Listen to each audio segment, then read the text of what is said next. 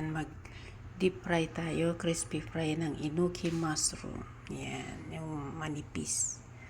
Maliliit na mushroom. Slice natin yan, guys. Ganito ang pag-slice natin, guys. So, ayan o. Ganyang kanipis.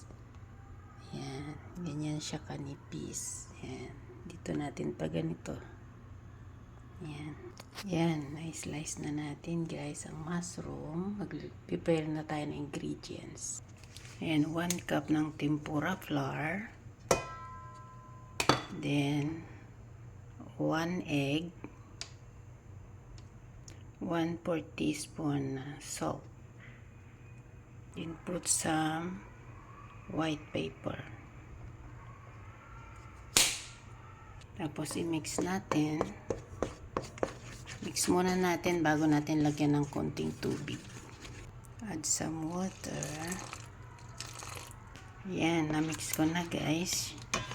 Yung ating flour, tempura flour with salt and pepper.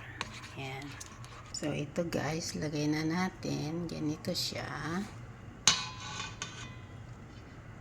Yan, dip mo lang na ganyan. Sa baliktarin. Then, hanguin. Lagay na doon sa pot. Frying pan. Oh. So, fry na natin. Ganyan. Then, baliktarin. Maging ganyan, guys. So, ayan. Yung ating enoki mushroom. Naluto na, guys, yung ating first batch. So, ito na, guys, ang ating enoki mushroom crispy. Ayan. Crispy fry enoki mushroom.